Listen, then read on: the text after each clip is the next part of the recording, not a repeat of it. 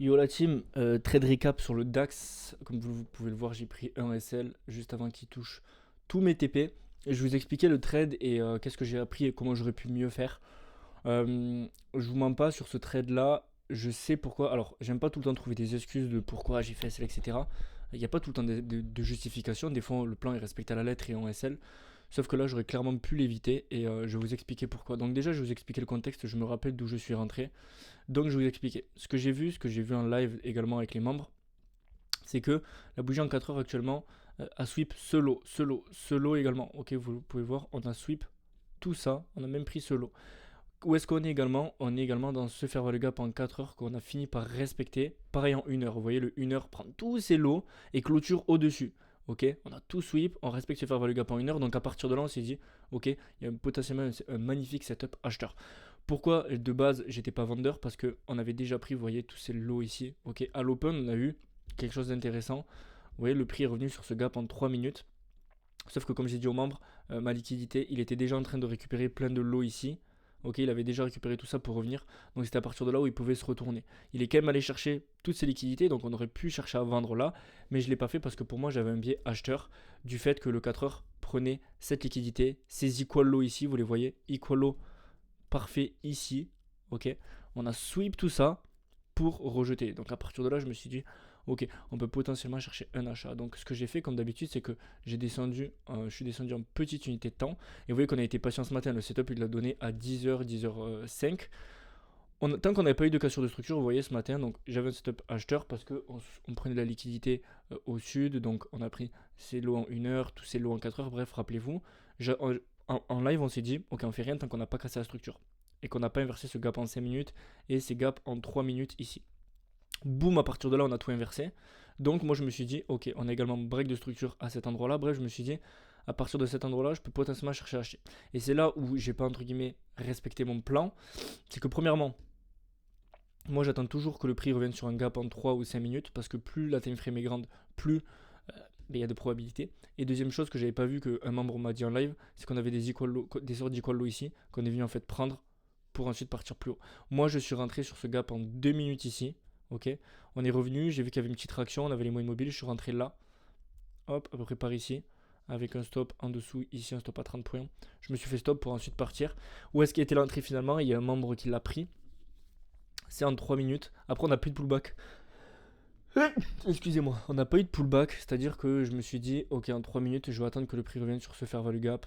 Ok, pareil en 5 minutes, on avait un beau gap ici, on n'est jamais revenu. Et où est-ce qu'en fait était l'entrée? Ça arrive souvent, et donc ça c'est quelque chose que je vais backtester parce que moi j'attends toujours un pullback sur un gap. Mais souvent ce qu'on fait c'est qu'on inverse simplement. Je vais enlever tout ça parce que c'est pas clair. Clac. C'est que vous voyez ce gap en 3 minutes, donc après m'être fait SL, j'ai dit aux membres, ok, on prend encore une fois plus de liquidité dans ce gap là.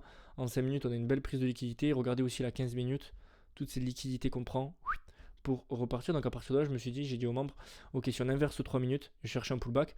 Et en fait, ce que j'aurais sûrement dû faire, et qu'un membre a très bien fait, c'est de rentrer direct à l'inversion. Vous voyez, c'est peut-être ça que je vais commencer à faire parce qu'en général, quand le billet est bon, vous le voyez, 90-95% du temps dans ma data, j'ai le billet qui est bon, mais souvent, entre guillemets, on ne vient pas me déclencher. Donc peut-être que j'aurais dû faire inversion, clôture ici, j'aurais dû rentrer directement, limite attendre mini pullback, vous voyez, sur cette inversion de fair value gap. Au pips près, on est revenu sur l'IFVG, et donc après, on est parti chercher donc tous mes TP, TP1 ici, ok, et dernier TP sur cette liquidité là. Et après on aurait pu viser plus haut, mais bon, c'était un peu gourmand. Et vous voyez que le prix se retourne magnifiquement bien à cette liquidité. Je vais vous montrer qu'on aurait pu même trouver un setup vendeur, mais c'est pas mes horaires. Donc TP1 ici à 3,58, TP2 magnifique 5,83. Ça peut être frustrant de se faire SL, mais là j'ai appris et je me suis dit, c'est pas un SL. Déjà il y a eu du FOMO dans le sens où hier, pour ceux qui me suivent sur Instagram, si vous ne me suivez pas en description, vous avez le lien où vous avez tout, ou même sur YouTube. Non, mais j'ai fait même une vidéo. Non, j'ai pas fait de vidéo YouTube. Bref, sur Instagram, euh, j'ai eu un mini pullback. J'ai pas eu le temps de le prendre, il est direct parti. Donc aujourd'hui, j'avais un peu de FOMO dans le sens où hier, j'avais un magnifique trade, ratio de 5. J'ai pas eu le temps de le prendre. Enfin, il m'a pullback. Il a directement montré une réaction, donc j'ai pas eu le temps de le prendre. Donc il y a premièrement ça, le FOMO d'hier. Et le FOMO dans le sens où on a attendu le setup. Regardez, il est 10h. On a attendu pendant 1 heure. On a été patient, etc. Et enfin, quand ça m'a donné le truc, j'avais pas envie que ça parte sur moi, donc je suis rentré. J'aurais peut-être dû attendre. Là, cette inversion en 3 minutes, elle est juste magnifique. Et à partir de là, vous voyez que le biais était magnifique. On avait également d'autres gaps en 3 minutes ici, mais c'était beaucoup trop haut. Au final, j'aurais peut-être dû le prendre, mais bon, faut pas avoir de regrets, parce qu'après, une fois, il aurait pu se retourner là et le ratio était pas bon. Faut pas avoir de regrets, mon trade était là, je suis juste rentré trop tôt, d'accord. Et je vous montrer que, regardez l'exemple que le marché va de liquidité en liquidité, c'est magnifique. Donc il y avait premièrement ce setup acheteur, et après je visais ce high ici en TP final, et j'aurais laissé un petit runner pour ces high là, mais j'aurais pris la majorité de mes TP ici. Pourquoi? Parce que regardez, c'est high en 4 heures, ici, également ici. Qu'est-ce qu'on fait également en 1 heure? On vient sweep ce high, pas de clôture, vous voyez, c'est prise de liquidité, pas de clôture. Hop, on rejette. Donc j'aurais attendu une inversion de fair value gap en 5 minutes. Soit je serais rentré maintenant direct sur l'IFVG à cet endroit là, vous voyez ce gap en 5 minutes qu'on vient clôturer, donc soit rentrer direct sur l'IFVG, soit sur ce gap en 5 minutes qu'on a ici. Et vous voyez qu'on va plus bas, mais c'est pas à mes horaires, regardez, c'est à midi 5. Il a donné un magnifique setup, c'est comme ça. Aujourd'hui, faut pas avoir de regrets, faut pas avoir de FOMO. Je pense qu'on pourra avoir un beau setup cet après-midi sur les indices US, même si ça range. Faut pas avoir de FOMO dans ces cas-là, faut pas regretter, se dire putain, c'est parti, c'est à moi, faut apprendre, ok. Si vous avez fait une erreur, si le SL, vous respectez à 110 000% votre plan, tant mieux.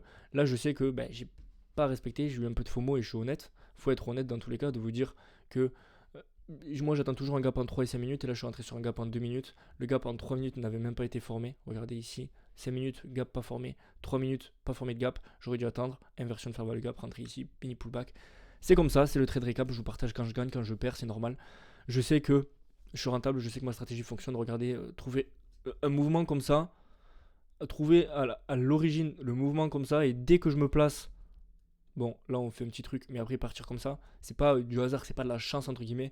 On attend du break de structure, les prises de liquidité, inversion de fair value gap, et le setup est magnifique, ok. Quand vous avez un biais comme ça, que vous arrivez à choper un truc de 200 et quelques points sur le DAX en rentrant sur du 5-3 2 minutes.